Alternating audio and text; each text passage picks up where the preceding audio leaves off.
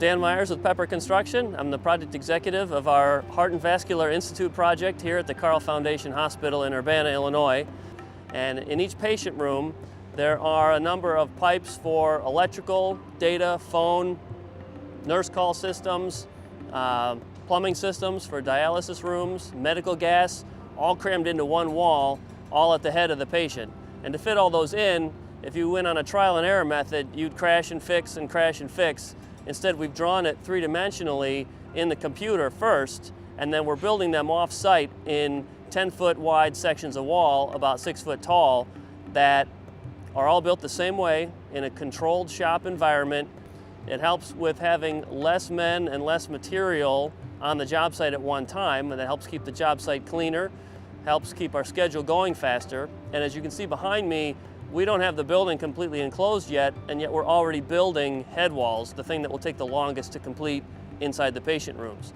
My name is Todd Watson, and I'm a project manager for Pepper Construction. Our role as the construction manager is to bridge the communication requirements between the owner who wants a functional building, the architect who has a design intent, and the tradespeople who have specific requirements and must follow the codes in order to make everything operate. So for the head wall specifically, we had an initial layout from the design team that was probably put together a year and a half ago between the users of the hospital and the design team. If we were to strip this drywall off, you would see an intricate network of conduits for electrical, data, as well as med gas piping and plumbing piping that allows all of these devices to work as intended by the design team and as requested by the owner. Without the use of BIM, getting everything to fit inside of this wall accurately would be next to impossible. So to start the process, the sheet metal template is stamped in the shop to have the precise openings for all the electrical and med gas outlets. We frame up the partition and apply the sheet metal template. Once that's complete, they set it into the racks and they start roughing in the electrical and med gas piping. They assemble the valves, the fittings, the 90-degree bends, etc. Once that's completed, they bundle that package together and put it on a rack for delivery to the job site. All of the assemblies that leave this prefab shop are labeled and identified for the particular location that they're going to be installed. So once the structure allows, we call up the warehouse and we request a delivery of the head walls. And they load them up on the truck, send them over. They get transferred off of the truck onto the elevator and up into each patient room. Then the carpenters come through and set them in place. While the installation of the head wall panels goes very fast, there's a significant amount of work that has to happen ahead of time. The center line of each bed is laid out in the room. Additionally, we have to compensate for the variance and tolerance in the floor construction and build the knee wall elevation to compensate for that. That is built off of a benchmark, which allows the head walls all to be set at a consistent elevation throughout the job.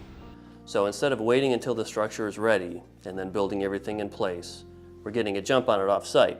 And it's a controlled condition in a warehouse off-site, so everything's dry and everybody gets a chance to basically build it on the table.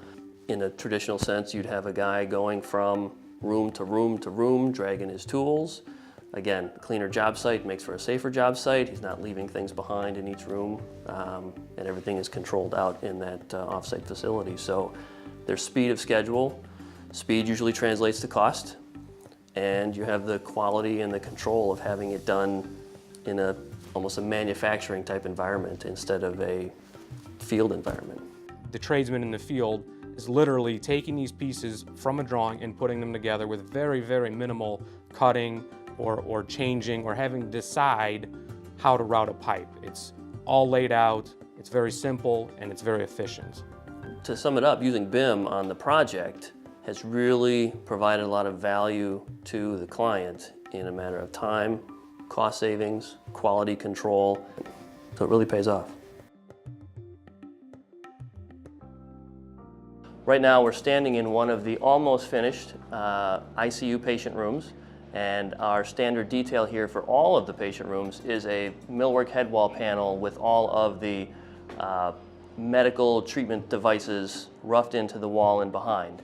and this is where we focused the major effort of our prefabrication operation. First we did a mock-up with just plywood, and then we did a mock-up with some MDF board, and then we mocked one up that was the final laminated finished product.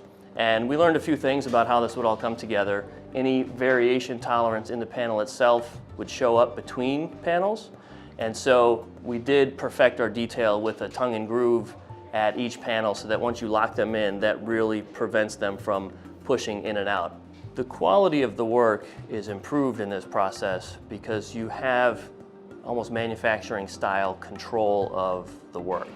And since the millwork headwall panels were fabricated off of the same 3D source CAD file, that meant that where the holes were pre-cut, they matched up exactly with where the headwall devices were located. But then it really shows up when you get out in the field and you take the millwork panels from a separate vendor and you apply his panels on top of what has been put in the wall. And you can see that by now, if you had to move one of these even 1/2 of an inch, you would be cutting the wall open, moving pipes. So when it comes time to install them, everything lines up smoothly, and it goes very swiftly actually, because you don't have to stop and fix and stop and fix. The install of this goes much faster, it's much more precise, and takes less man hours to get this done than the old-fashioned way. By noon the first day, we had probably 10 headwalls set, and that is something that would be easily a couple of weeks of wall rough in the field, so that had all been taken care of, and that helps us accelerate the schedule inside. There's about 2 months of rough-in time that we essentially displaced and did early, so that, for all intents and purposes, shortens that construction schedule by about 2 months.